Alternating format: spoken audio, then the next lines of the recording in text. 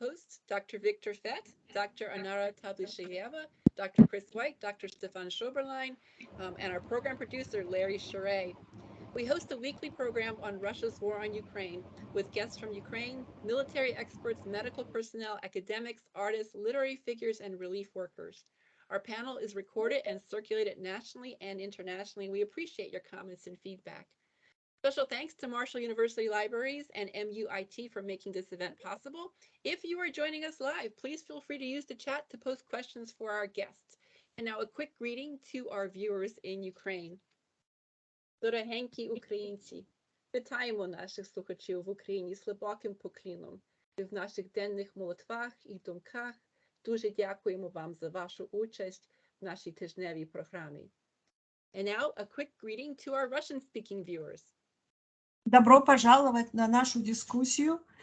Пожалуйста, присоединяйтесь к нашей еженедельной дискуссии. Вы можете найти наши презентации и обсуждения на YouTube, на Facebook и также на нашем веб-сайте MU Ukraine. Особое спасибо нашим организаторам и библиотеке Маршалл университета.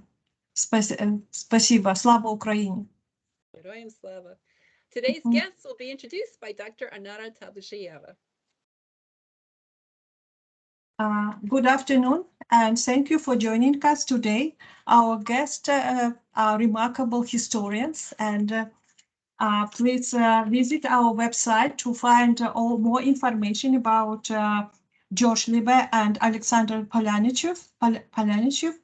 And if you have any questions or comments, you can use our chat in Teams, and then we will let you our speakers to answer. And our first speaker is George Liber.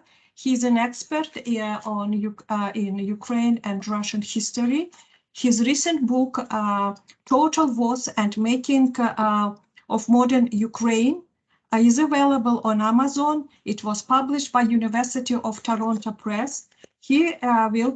Today's presentation is Ukraine's Borders, International Recognition and Revolution, 1991 to present days, 2022. Thank you very much for joining us again.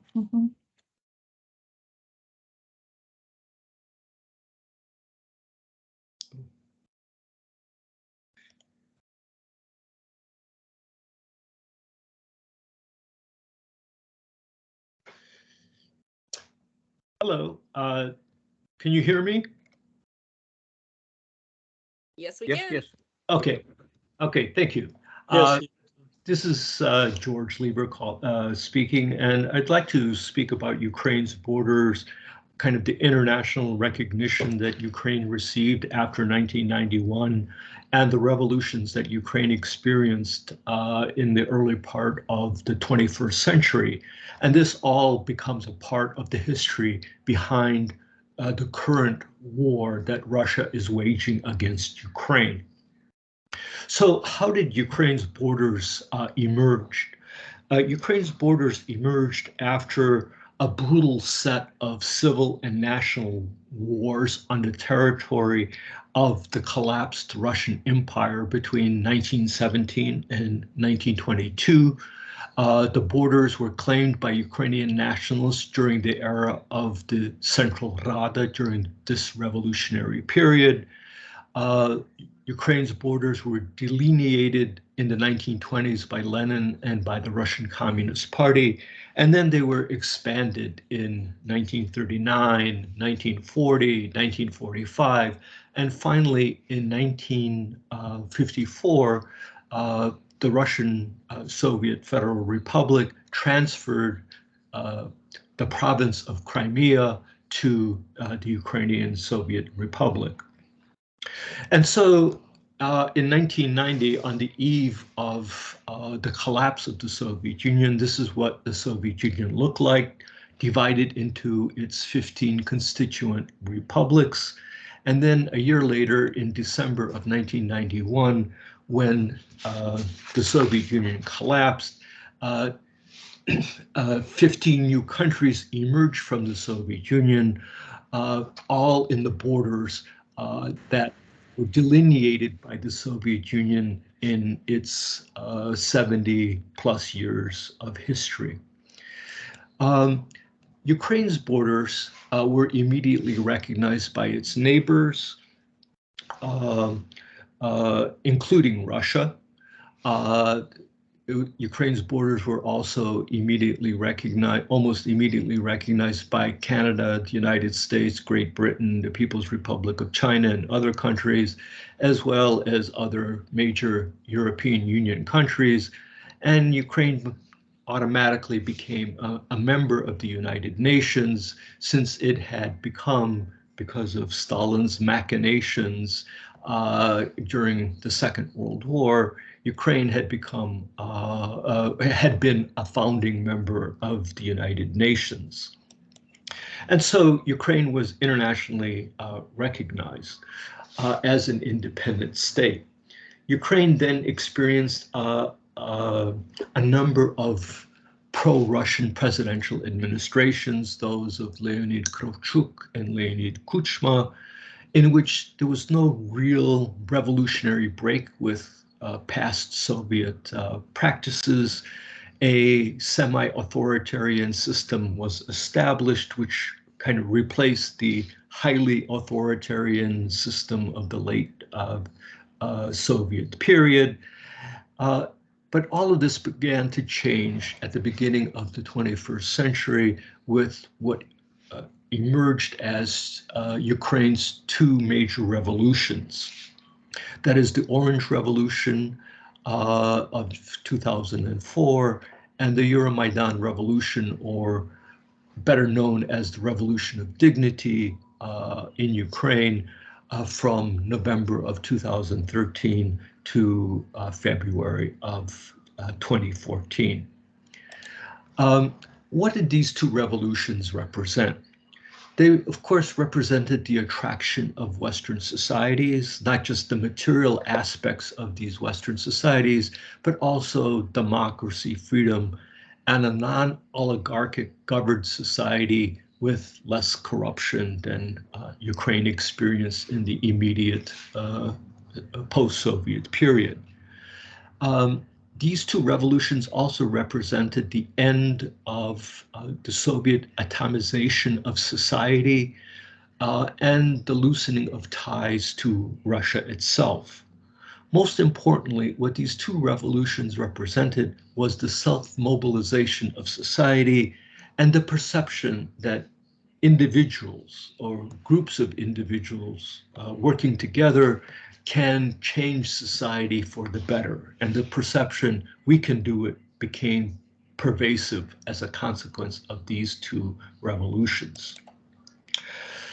Mr. Putin, the president of Russia since the year 2000, was not very pleased with these two revolutions, especially not with the last one, when his pro-Russian counterpart, the president of Ukraine, President Viktor Yanukovych, fled Ukraine on Saturday, February the 22nd, 2014. And on that day, the Ukrainian parliament met and they deposed President Yanukovych of his various political responsibilities, and they set up a new presidential election for May 25th, 2014. The next day, on February the 23rd, 2014, the Sochi Olympics, which took place on Russian soil, came to an end, and now President Putin began intensive plans to invade Crimea a few days later. And so by the end of February 2014, Russian troops entered the Crimea. Shortly afterwards, Russia annexed the Crimea on March 18th, 2014, and President Putin then provided active support for pro-Russian separatists in eastern Ukraine, rising against the newly formed post-Yanukovych government in Ukraine.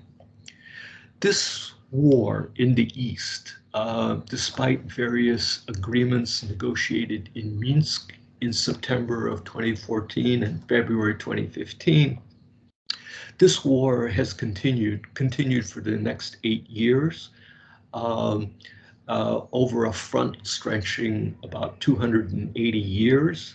It produced approximately 14,000 victims, and it displaced somewhere between 1.5 and 1.8 million citizens of Ukraine. They became internally displaced people. And over the course of these 8 years, this became a static war, a war with no real resolution. Neither the Ukrainian side nor the Russian side could make enormous headway in the struggle in the East. And so, as a consequence of the war in the East and Russia's occupation of the Crimea, this is what a map looked like of Ukraine prior to this February of 2022, in which the territories of Crimea and parts of the Donetsk and Luhansk Oblast were under the control of Russian proxies. That is, about 7% of the total territory of Ukraine was under Russian occupation from the fall of 2014 all the way up to February of 2022. Somehow, something happened, and it's very unclear, despite various Western analysts making various predictions. Something happened to Putin at the end of 2020, beginning of 2021, when he became more increasingly disappointed with the status quo as it existed in eastern Ukraine. It's unclear what changes happened to Putin. He was he gave the impression to Western audiences and to internal Russian audiences that Ukraine was about to join NATO, or Ukraine was about to join the European Union, which was certainly not the case at that point in time. And so he began to, in the spring of 2021, he began to amass a large number of Russian troops on the Russian-Ukrainian border. And then shortly after that, in April, these troops kind of were dispersed. But then again, in November of 2021, President Putin began to amass more and more troops on the Russian-Ukrainian border. And finally, President Putin invaded Ukraine on February the 22nd, on February the 24th, 2022, in what he claimed to be a limited military operation. And this, of course, was a dramatic change of the status quo in eastern Ukraine. What had been a low-intensity conflict now became a full-blown war.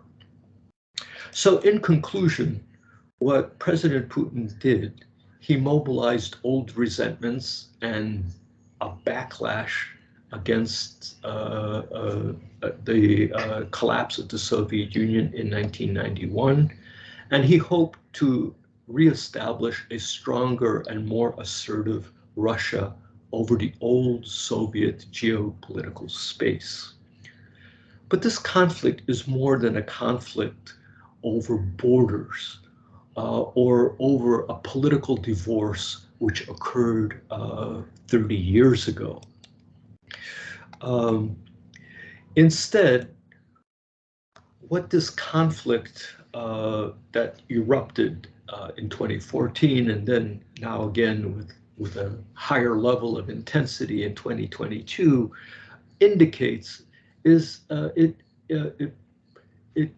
poses people with the fundamental question: does Ukraine belong to Russia, or can Ukraine stand independent of Russia?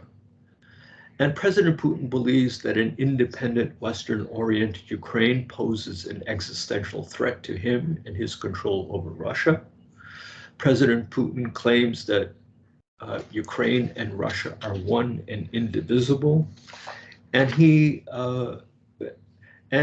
as a consequence, wants to destroy an independent Ukraine, an independent Ukrainian state, and all of its supporters within Ukraine. And as you might expect, Ukrainians believe that President Putin's Russia represents an existential threat to Ukraine and to all citizens of Ukraine. The overwhelming majority of Ukraine's citizens at this point in time want to leave Russia's orbit. They want to finally end the process of decolonization in which Ukraine kind of finally steps away from the shadow of Russia.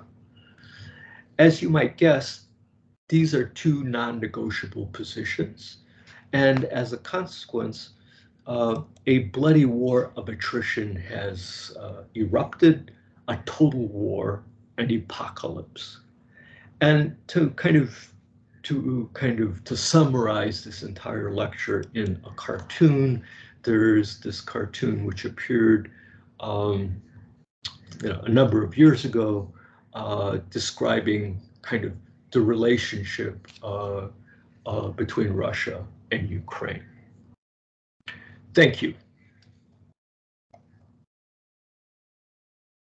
Any questions or comments from participants? Thank you very much for great presentation. Thank you. I echo the thanks as well. Thank you so much. I grew up Ukrainian, but there's a lot I didn't know or fully understand. Thank you for your clarity, your precision. That was fantastic. Thank you so much. Thank you. Yeah. Thank you. I have a question. You know that as now people reread history textbook, history books. Everyone has own interpretation what happened, and their confusion. What is Putin's regime? Is Putin regime already fascist? And now people use different terms like fascism, Nazism, Russism, and we are confused. So that's, I think we desperately need help from historians in order to understand these terms. And what do you think about this? This is a good question. And this is something I can't say that I've really thought much about, but I would probably say that that perhaps it is a little early to claim that Russia has become a fascist state, although many of recent Russian proclamations concerning Ukraine kind of have a very eerie mirror reflection of statements made by the Nazi regime against Jews. However, I think it may be perhaps a bit too convenient for people today to use old categories like fascism, as opposed to kind of speaking about situation as it is. And I think the use of these terms from the 1930s and the 1940s, or the 1920s, 1930s, and 1940s is perhaps a distraction from what is actually happening in the course of this war.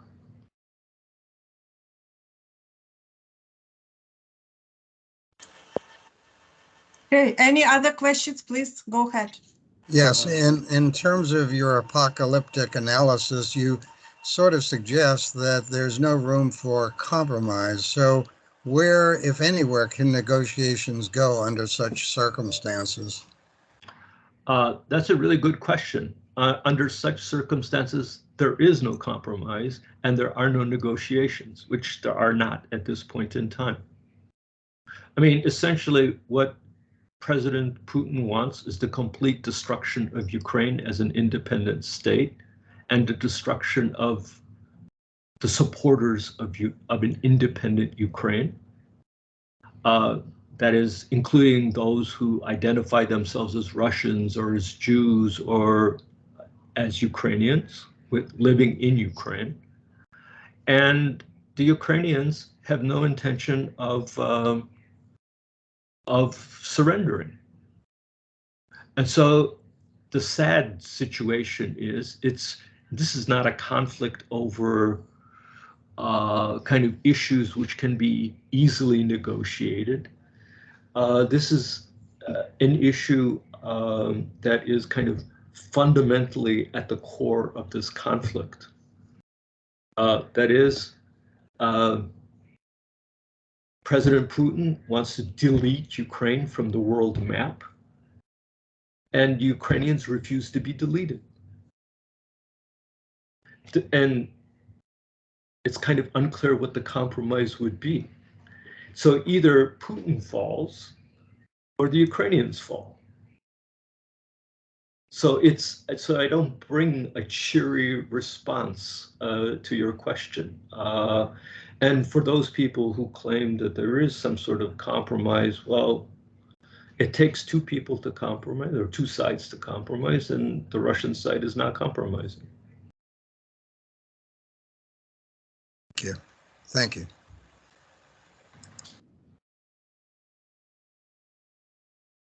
Other questions? I have another question, Dr. Liber. Thank you very much for very informative and direct presentation. I'm sure our viewers got another understanding of what is going on right now. My question is about United Nations. Okay. Many claim that this organization is well outdated and showed its impotence in many former conflicts. Should it at least symbolically expel Russia? Can it? If it cannot, should it make clear its position, or maybe self-dissolve just for symbolism of the going situation? Well, it seems to me that most organizations cannot, are not, enthusiastic about kind of bringing themselves to an end. So I expect that the United Nations will remain for a long period of time. I think the United Nations is a very noble institution. However, maybe it's imperfect, its policy implementation in the field. That is, nearly 200 countries belong to the United Nations. That is more countries belong to the United Nations than to any other international organization in the world. It has kind of regular forums. So I think it's not a good idea to, for the United Nations to disappear. And I'm not that sure that it's a good idea to expel Russia from this organization. I think that this organization, needs some radical changes. But then again, no member of the Security Council, and there are the 5 members of the Security Council, are going to change the architecture of the United Nations. So neither Russia is going to change it, nor the United States, nor France, nor Great Britain, nor the People's Republic of China. So I think it may be a little premature to say that the United Nations will come to an end. Thank you. Any other questions from the panel or the viewers, please?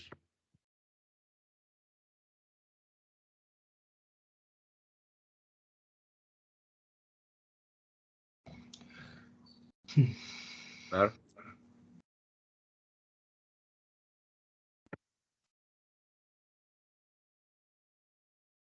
Thank you very much for this. Was a fascinating, remarkable presentation. And I hope you will join us again in the future. I hope so. And yes, because there's so many topics and subtopics to discuss. And thank you. Our next presenter is Oleksandr Polianichev. And I just wanted to say that he's historian as well. And he's a historian of the Russian Empire with particular focus on the Caucasus and Ukraine. And he also discusses practices of global imperialism and colonialism, exactly what we need today, because we can see that there's so many discussions and people from different countries try to understand through the lens of their own history. And that's a very important topic right now. So that's please, floor is yours, and you can talk more about yourself, where you are now, and also how you actually, what you are doing in this area. Thank you. Okay, thank you very much. Can you hear me? Yes. All right. Hello, everyone, and thank you for having me here. I am Oleksandr Polianichev from Södertörn University in Stockholm, although I'm currently in Germany. My interests, as Anara just said, one way or another linked to the history of Imperial Russia, with the focus on the Caucasus. But they're also closely related to the history of Ukraine for the reasons I'll be talking about a little bit later. I'm going to start with the current situation and then move on to the historical subject and why I think it's important. I'm sure none of us historians of both Ukraine and Russia can study history these days without keeping in mind Russia's war on Ukraine and everything that has been said about Ukraine and done in Ukraine by Russia. And it is particularly appalling to me in the professional respect that the invasion from the very beginning was all about history.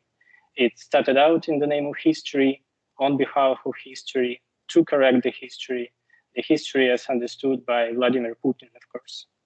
It was only on the 24th of February that we understood the full context of Putin's infamous article on the historical unity of Russians and Ukrainians, which was supposed to serve as a rationale for the invasion already in 2021, the invasion that for some unclear reasons was postponed for 1 year. Many took Putin's article as a farce because his willingness to act like a chief judge in historical issues smelled pretty much like Stalin's attempts to act as a chief historian and linguist. But when Putin repeated the same arguments in his speech preceding the recognition of self-proclaimed Donetsk and Lugansk People's Republics, they sounded extremely sinister. And when Putin got back to it, the morning the invasion began, it became clear what it was all about. I didn't go through his speech while preparing this talk because it would have been too disgusting for me to watch it again. But I watched it that day, and what is etched in my memory is the point he made, speaking how Lenin and Stalin created Ukraine from scratch and how Russia would teach Ukraine the real lesson of decommunization.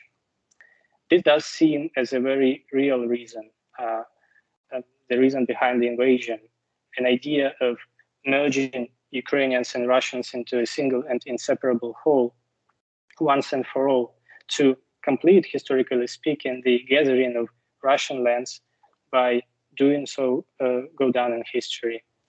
The plan, I think, was and still is to restore, after the military victory over Ukraine, the Ukrainians to the condition that ostensibly preceded the breakup of the Russian Empire in 1917, to clean up the Ukrainian identity from the Soviet overlay in the form of a separate nationhood, separate language, and separate statehood. This is by all means a vicious experiment in social engineering on a scale that we haven't really seen since the World War II, but I suggest looking at its internal mechanics. To restore Ukraine to its pre-Soviet condition, one would need to know exactly how things looked like in January 1917, or better yet, in July 1914, to know what the population of Ukraine thought about itself, what kind of popular solidarities it exercised, what kind of attacks on their cultural rights they were ready to tolerate on the part of the government, what the hierarchy of their loyalties looked like, if there was a distinct sense of allegiance towards the great imperial homeland or towards the idea of tripartite Russia in a narrow sense, then what place did Ukraine occupy in it? How did Ukrainians rank themselves vis-a-vis Russians? I'm just speculating here, but these are important questions because they all lead to the notion of Little Russia, the official name of Ukraine under the Tsarist rule. Over the last decades, Russian elites elaborated a myth of Little Russia as a culturally Russian and fundamentally loyal to the empire geographical entity with insignificant regional specificities that fell victim to Austrian and more specifically Galician propaganda during the Great War and especially during the Revolution. According to this myth, the propaganda aimed to imbue a sense of national separateness in Ukrainians, to undermine the Russian rule in Ukraine and thus weaken the Russian Empire in the most vulnerable theater of military action. Once achieved, it was never rejected by the Bolsheviks, who took it for granted and were guided by it in formulating the principles of their nationality policy in Ukraine during the 1920s. So Lenin as the creator of Ukraine in Putin's eyes. This is also the reason why the idea of Little Russia, along with that of New Russia, became a rallying cry for Russian propaganda during and after the invasion of 2014. Many might not remember, but in 2017, Alexander Zakharchenko, the self-proclaimed leader of the Donetsk People's Republic, went as far as to proclaim the new state of Little Russia on the occupied territories, which was supposed to be the real Russian-controlled version of Ukrainian body politics. This idea wasn't supported by the Russian government for pragmatic purposes, but this option has since then always been on the table. So to stress it again, the belief here is that Little Russia was everything the present-day Ukraine stands against to, its antithesis, with its purported spiritual orthodoxy, conservative values, Russian language, hatred for the West, and love for the autocratic ruler. This brings us to the question of what we understand by Little Russia or Little Russianism, малороссийство. During the late imperial time, the majority of the Ukrainian population would call themselves Little Russians and would not participate in the Ukrainian national project. As usual, Ukrainian activists who agitated against the Tsarist rule were met with indifference on the part of popular masses, while cultural elite was increasingly getting involved into the national project and argued for autonomy for Ukraine, if not independence. Other parts remained adherent to the ideal of tripartite Russian nation and felt comfortable within the imperial structure. Even more curiously, some profoundly Ukrainian regions in terms of the peasantry's ethnic makeup, such as Volhynia, in the elections for the State Duma repeatedly voted for outspoken Russian nationalists. Add to this the fact that a great number of other Russian nationalist intellectuals of Ukrainian origin, that is the proponents of Little Russian idea, staunchly opposed the idea of Ukrainian separateness and the activities of Ukrainian nation builders, and you'll get a sense of what kind of historical narrative fuels contemporary Russian revanchism. From the historical vantage point, there was nothing unusual. It's been only recently, with the emergence of the influential body of scholarship on national indifference in the Habsburg, Ottoman, and German empires, that we began to realize how normal this phenomenon was all across Europe. National activists complained about renegades, traitors, and nationally unconscious people who did not get involved into national projects, had multiple loyalties, and did not seek independence from the centers of imperial power. This makes this chapter of Ukrainian history a completely normal one, and Ukraine a completely normal state. But there is one very important but. Our knowledge about Little Russianism mostly comes from the writings of Ukrainian national activists and their opponents, famous Ukrainian cultural figures who participated in the Ukrainian national project, and their rivals who sought support of the local and central imperial authorities to undermine these aspirations. Between these opposite poles lies an enormously vast gray zone of people who lived their lives without giving much thought about what place should Ukraine occupy within the Tsarist Empire, or people who sympathized with either of these sides but mediated between the two, or those who remained aloof from any intellectual discussions on that matter. Even the camp of conscious Little Russians was broad enough to encompass various strands of sympathies and allegiances that at times seem to have been in conflict with each other. So far, little research has been done on their mindset, their belief, and popular perceptions of the motherland and empire. Here I'm speaking about commoners, landed elites, people of letters, and so on and so forth. In 1762, the Ukrainian writer Semen Divovich famously described the relationships between Ukraine and empire in a poem called The Conversation Between Little Russia and Great Russia, which can be seen as a manifest of the Little Russian idea during the last decade of Ukraine's political autonomy.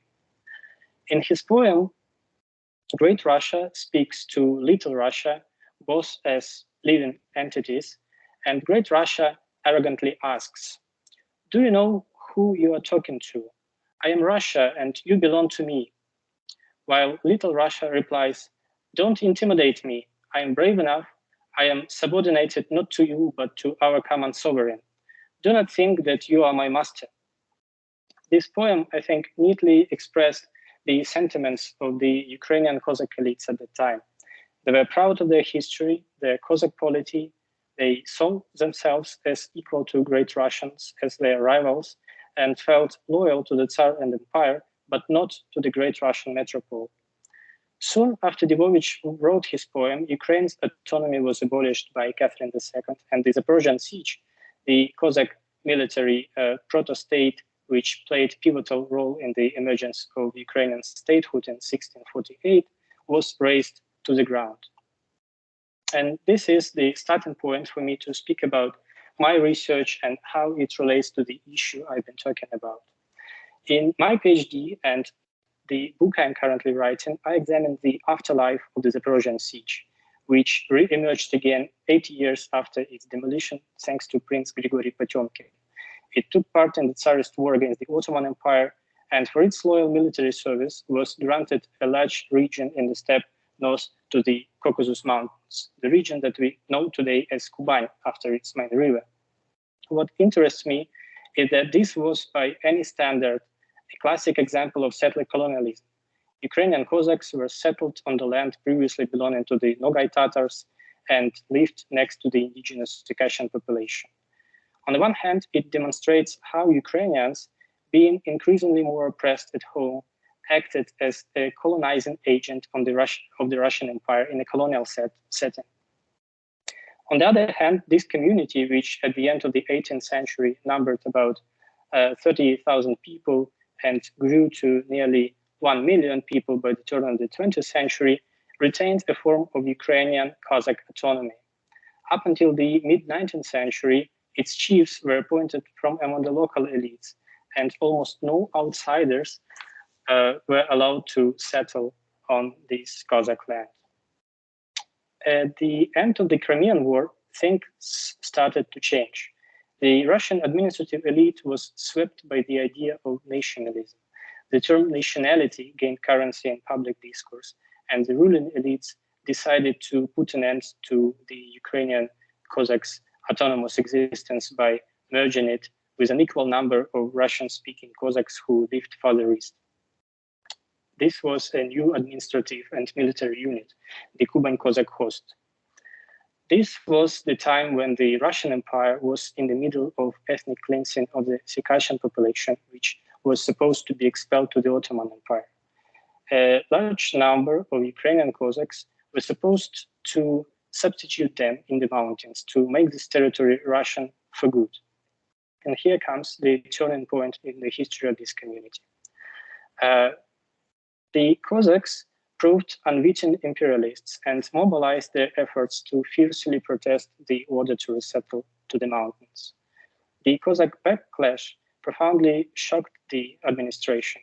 It interpreted this disobedience as Ukrainian innate hostility to Russians, their propensity to separatism, and their subversive Zaporozhian spirit. The territory was called by the authorities a veritable ulcer on the body of the Russian land and became a laboratory for a nationalizing experiment. The imperial officials felt that they had a freer hand in this settler colony than in Ukraine itself, and that the measures they could put into action would be inconceivable in Ukraine, namely to create a new, as they wrote, пересоздать little Russians as great Russians. The agents of assimilation were Russian-speaking Cossacks, and they were supposed to serve as a conduit of Russification. Did this experiment work out? Only partially. Some famous representatives of Cossack elites were quick to denounce their Ukrainian background, but for the overwhelming majority of Cossacks, nothing really changed.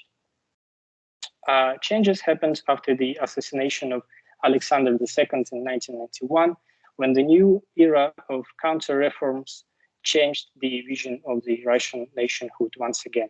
The Cossacks came to be seen as the bearers of a vital conservative tradition and ancient heritage. At the same time, the revival of this Cossack ancient heritage meant the revival of the Zaporozhian myth and the Cossacks' Ukrainian distinctiveness.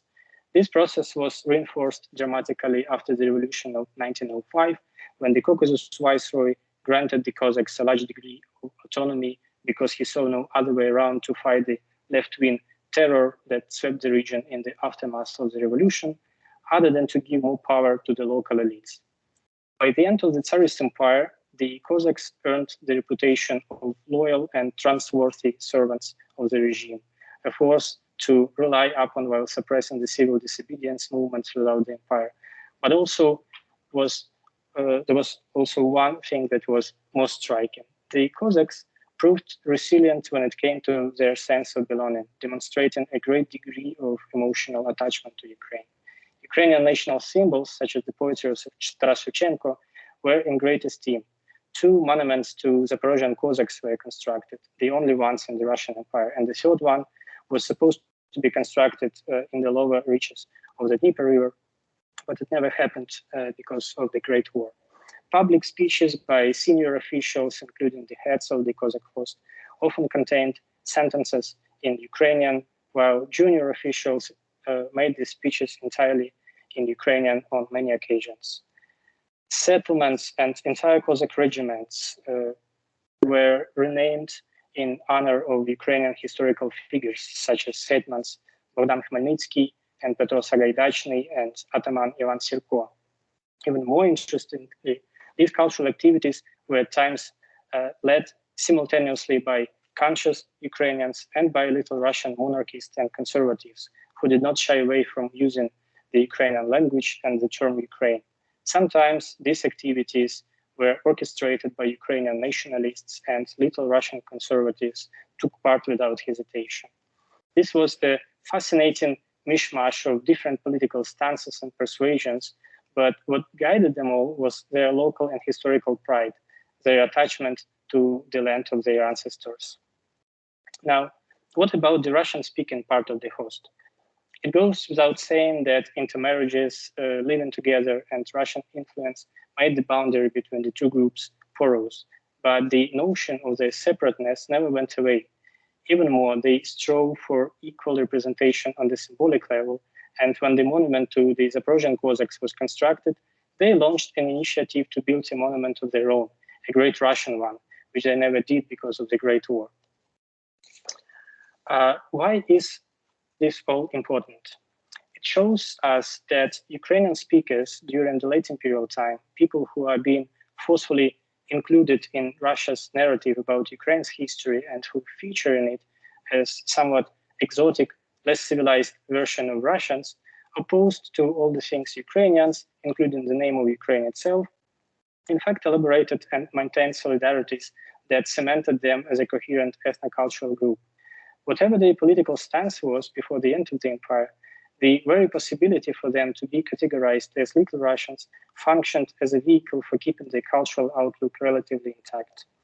If Russia had the upper hand and succeeded in conquering Ukraine at the start of this war, there would have been no room for any kind of Ukrainian identity. And this is what we have seen in the occupied part of Kharkiv, Zaporizhia, and Kherson provinces. And I guess it's time for Ukraine to embrace Little Russianness as part of its history. Thank you. Thank you very much for your presentation. Any questions or comments?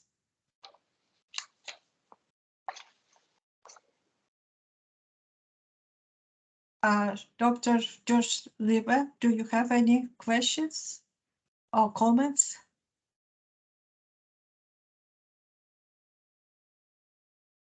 Your microphone is off, Dr. Liber.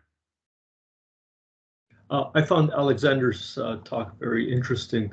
I'm sorry, I didn't really understand the last few sentences of his presentation. Could you repeat them in light of, as I understood it from what you said, that that the Russian language should be a part of kind of our image of what Ukraine is as well, from your analysis of Cossacks, of the Cossacks and the Cossack ideas? Thanks. No, what I was saying was that Ukraine should accept this notion of Little Russia and don't give it away to the Russians' narrative.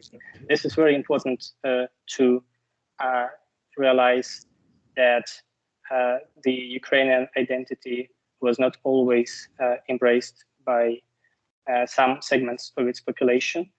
But what I argued was that these groups, in particular this Kozak host in Kuban, they had identities that can be categorized as Ukrainian from the contemporary vantage point, even though they wouldn't necessarily say so back in the 19th century. I enjoyed your analysis of saying that kind of the whole notion of multiple hierarchies in Ukraine at the beginning of the 20th century is not unlike that in other parts of Europe. I think that's an excellent point. And if you've not actually looked at a book called Peasants into Frenchmen, where the author describes that whole process of where France itself was not completely French, and that it contained many kind of other non-French speaking groups in France all the way up into the 20th century, beginning of the 20th century. So yeah, so your point about multiple hierarchies and multiple loyalties is something that is kind of a worldwide phenomenon up to perhaps kind of the last few decades of the 20th century, where people increasingly began to identify along the lines of one primary loyalty and other subsidiary loyalties, as opposed to multiple loyalties at the same time. So this is an excellent point that you made, and that you kind of put it into a kind of a pan-European context. Thank you. Thank you very much. This is fascinating to hear professional historians. I'm trying to follow, and I'm a biologist by trade, but back in Soviet Union, when I grew up, we started reading Gogol in 5th grade, and I wanted Alexander's comment on how would he see the historical reason, the imperial narrative? When we read Taras Bulba, I don't recall really consciously feeling that this is a Ukrainian book or about Ukraine. It was some historical night narrative, especially since Gogol explicitly calls his heroes Russians. So in this concoction of imperial narrative, how would you see Kozak identity? Is it continuous or is it just in a name? What about Don or Kuban today within Russian Federation?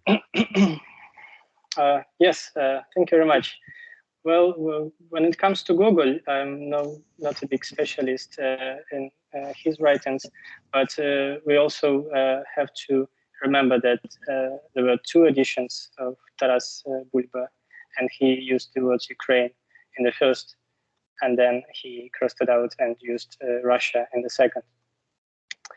Also, one major point, he once called himself Ukrainian in one signature, and that is also something that matters a lot. The second point is how different people read Taras Bulba, because it was read widely all across the empire, and different people had different takes out from his book.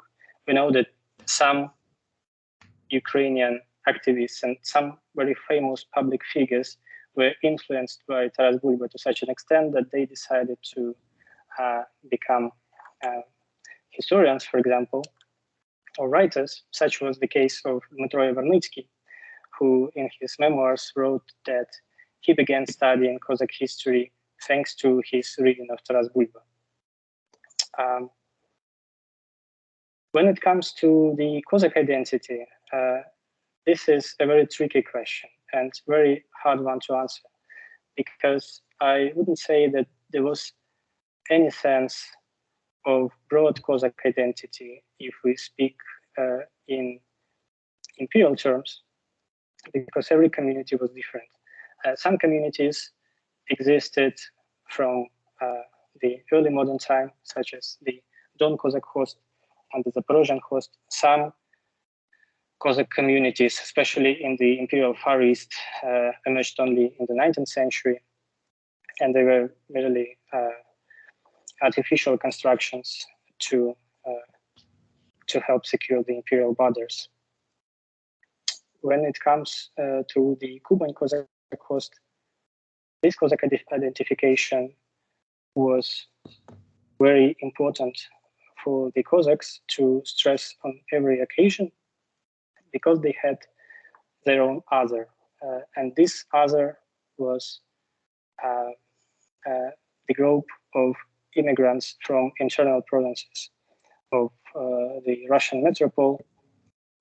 Starting from 1868, the Russian Empire opened up the borders of this Cossack region to outside migration, and the influx of settlers began.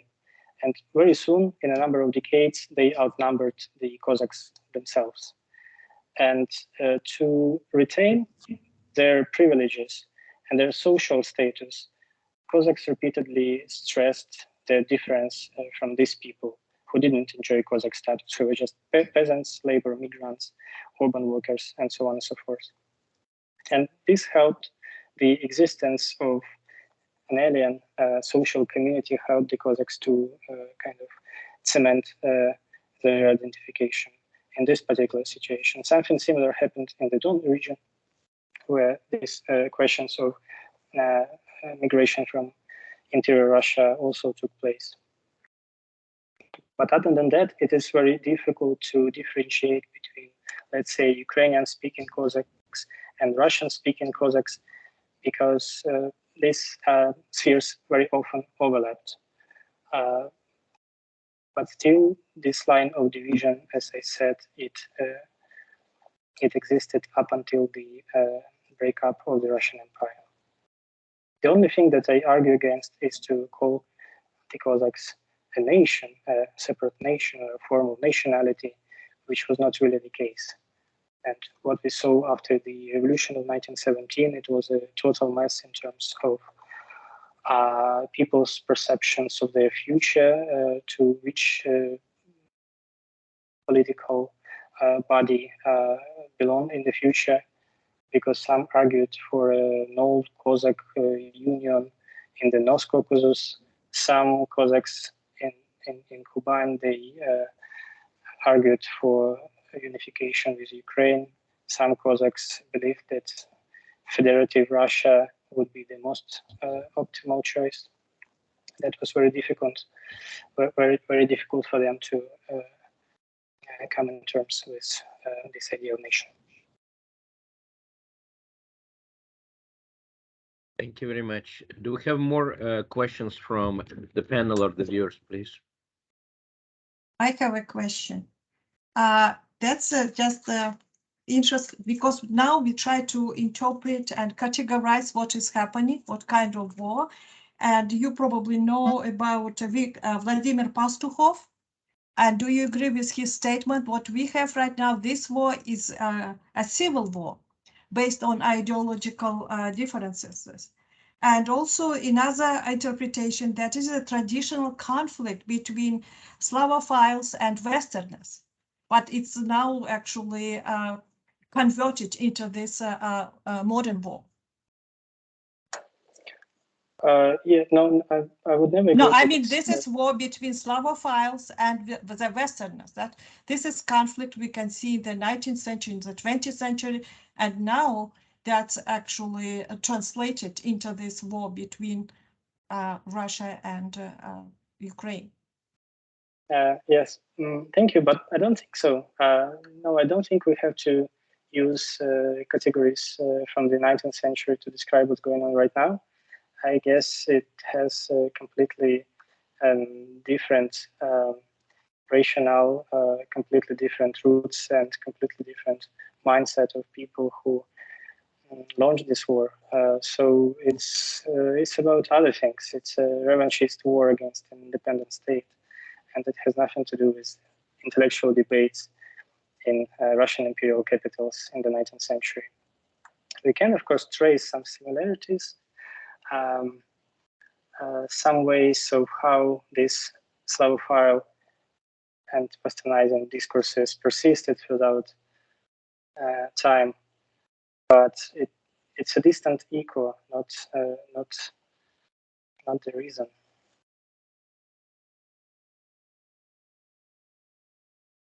Okay, thank you. And any other questions or comments?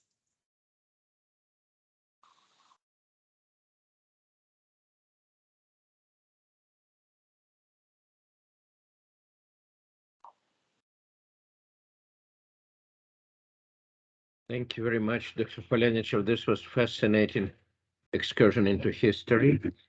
And I'm sure our viewers will appreciate this when many more people will, as usual, watch us in recording. Thank you so much again from all of us at Ukraine.